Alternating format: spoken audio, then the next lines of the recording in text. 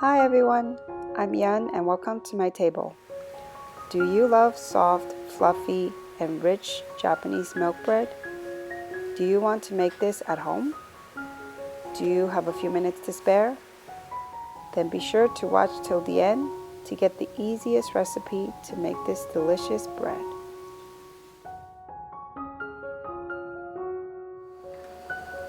Start with a bowl and a digital scale. Into the same bowl, measure out milk, cream, an egg, sugar,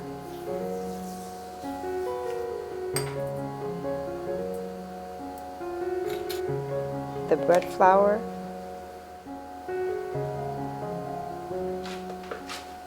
and yeast. Mix it all up with a spoon and then add in the last ingredient, salt. And that's it. No butter, no udang or tangzong roux. That's why this is likely the easiest recipe for Shokupan, otherwise known as Japanese milk bread. Get the mixing started with a spatula, then move over to the stand mixer. Mix on speed 2 for about 5 minutes. This is a wet and sticky dough, and from time to time, you will need to scrape down the sides of the mixer to encourage even mixing. And once the gluten starts forming and the dough starts to take shape, increase the speed to 3 and knead for 10 to 15 minutes. Or until you have a dough in which can be stretched so thin that it's see-through. That's when you know it's ready. Form the dough into a smooth ball and leave it to rise in a bowl covered with plastic wrap.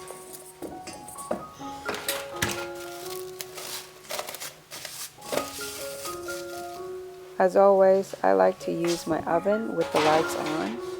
It's a great place for dough to double in size. You know your dough has proofed when you can poke a hole in the middle and it doesn't collapse or bounces back. As you can see, the gluten networks have developed well in our dough, and now we can shape the breads. First, divide it into 6 equal pieces. I always use a scale because it's easier than eyeballing it. Each piece should weigh around 165 grams. Then form each piece into a ball again and leave it to rest covered for 10 minutes.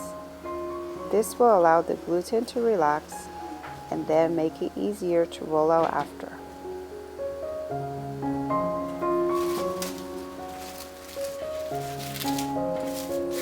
After 10 minutes, flatten each dough ball and roll it out into an oval.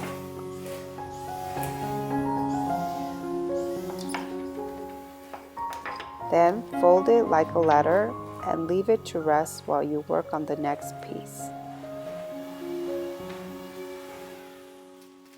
Once you've done the same to all the pieces, go back to the first one and roll it out into a rectangle.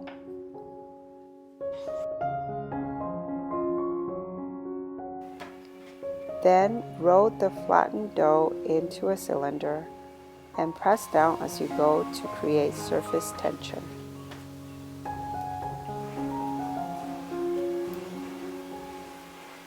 Finally, pinch the ends to close and tuck it into your loaf pan with the seam side down.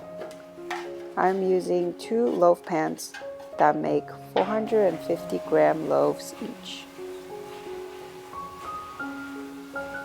Repeat this process for all 6 balls and you will have 2 loaves of 3 doughs each.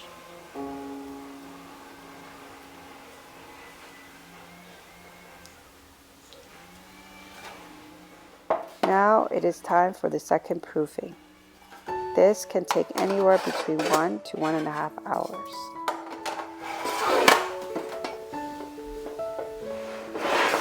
And you know know when it's ready to bake because they've come up about 75% up the loaf pan. Normally use egg wash for the top, but I don't want to open an egg just for this, so brushing some cream will do the trick as well.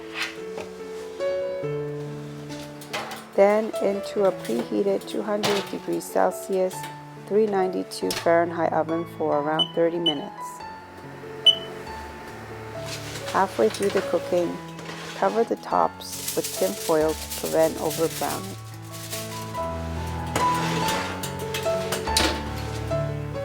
Once they're out of the oven, remove from the tins right away and leave it to cool on wired racks.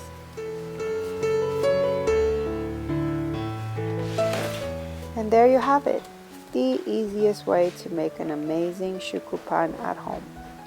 I promise this bread has the same soft and bouncy texture as other Yudang or Tongzo method milk breads. Store in plastic bags and it will stay soft and moist for several days. And the cream adds a rich, milky, buttery taste that you want in a good milk bread. Rip it apart while it's still warm and eat it by peeling the strands of soft, chewy bread. And once it cools down completely, you can slice it with a serrated knife to get those thick, soft slices perfect for toasts or sandwiches. Seriously, make this today and you'll have bread for the rest of the week. As always, go to jensfamilytable.com for the full written recipe. Give me a thumbs up and subscribe to my channel for more recipes like this. Thanks for watching, and I'll see you next time.